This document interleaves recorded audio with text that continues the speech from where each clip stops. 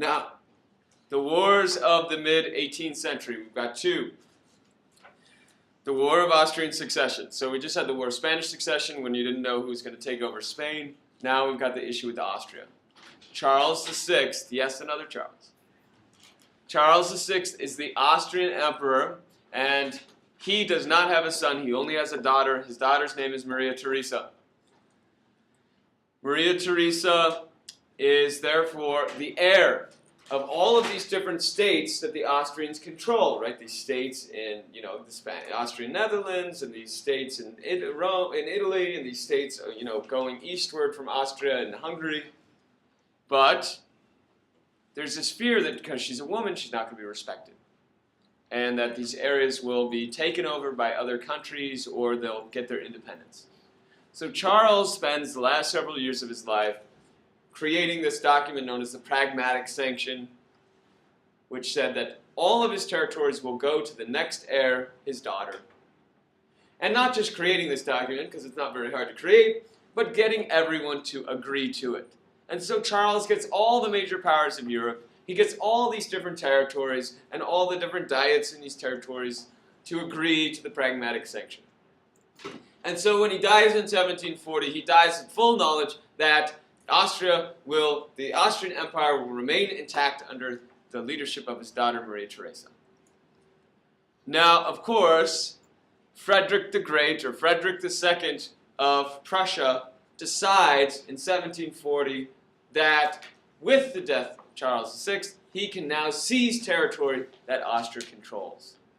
And so Frederick the Great invades and seizes a territory known as Silesia. Silesia is a wealthy, populated, full of Germans territory. And in the aftermath of this, all sorts of other areas, the Austrian Empire looks like it will collapse because other areas are being seized and other areas are breaking away because the Pragmatic Sanction, everyone agreed. She would inherit everything, but that's obviously not happening, so there's all this chaos. So Austria then will have to fight for her survival. Now, in this conflict, remember, Prussia is fighting Austria. Now, Austria's historic enemy is the Habsburgs. Right, sorry. Austria's historic enemy is the French, right? The Habsburgs in Austria, they're historic rivals of the French, right? Going right through Charles V, and going right through Cardinal Richelieu up to Louis XIV. We see that they're rivals. So France is going to join on the side of Prussia. And so they'll be fighting against Austria. There's a French chance to finally fully weaken the Austrian Emperor. They've been trying this for hundreds of years, and they've been succeeding at weakening Austria. And so now they're going in for the death blow, right? So Austria then becomes allies with Britain because Britain is fighting a war against France overseas. And so we've got two things going on. France is fighting Britain overseas. The War of Jenkins' ear begins, like Jenkins' ear gets cut off, and then the French don't like it. And then on the land, we've got Prussia, France, and Austria fighting. That's the War of Austrian Succession. And it ends in 1748 with the Treaty of Aix-la-Chapelle, and that treaty, Aix-la-Chapelle, is spelled this way. Nice French term. And that treaty says, basically, well, stop, right? We'll go back to how things were, except Prussia will keep Silesia. Yes? So is that the status quo? Status quo antebellum. Status quo, the current situation before the war. Antebellum, before the war. So, Aix-la-Chapelle, status quo, except, importantly, Prussia keeps Silesia. What year was this? 1748. So Maria Theresa stays. She is able to control valiantly, and she's actually one of the more historic figures in the 18th century politically because of her ability to maintain the empire. And actually, in the aftermath, sort of, make Austria more or less, pretty prominent country. Okay, now, In the aftermath of this, Austria realizes that its survival will remain in jeopardy as long as it's got these rivals, especially now that Prussia is stronger because it has Silesia. So we're going to have this change, right? Austria is going to seek to become allies with their former enemy, France. And so Austria and, see, I got new markers. I don't know why I'm using that. Okay, so now Austria and France are going to become allies. Historic, right? I mean, this is amazing, and many people don't like that at all. Especially in France, right, where the new Austrian princess that marries the Prince of France, who becomes Louis XVI, Marie Antoinette, is extremely unpopular. Okay, now Austria, of course, wants to get back at Prussia. France now realizes that Prussia is the bigger threat to French dominance of the continent.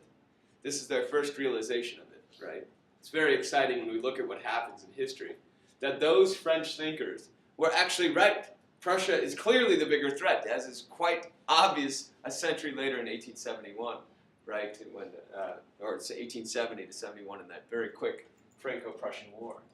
So Prussia is now, Prussia, they're allied, and they go to war against Prussia to try to weaken now this threat, Prussia. Austria wants Silesia back, France wants to weaken Prussia. Okay, well, Prussia becomes allied with Britain. Britain and France begin fighting again overseas. So we've got that conflict overseas, this conflict here on land. Okay? And this is known as the 7 Years' War. Now, overseas between France and Britain, the 7 Years' War is happening in Canada.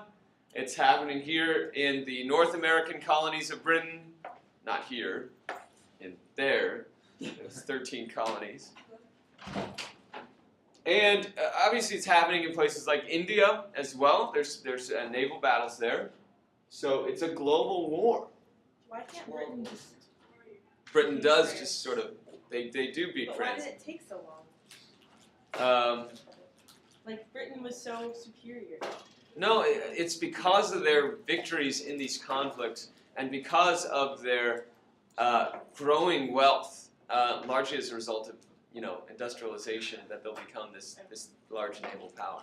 Remember, the French kick the British, kick everyone's butt very shortly after this with the French Revolutionary Wars and Napoleon. So it's not quite. I mean, both are these large mercantile powers that are very prosperous, have the latest and most advanced technology. It's not obvious which one will emerge victorious overseas. Yeah. That's called the diplomatic. Yeah, that shift is known as the diplomatic revolution. Okay, so shift to this new alliance, Austria and France becoming allied. So the 7 Years' War ends, and it ends with the Peace of Paris. Basically, Britain and Prussia win this war. Prussia wins because it survives and it keeps its territory. And Britain wins and becomes the dominant colonial power. Okay?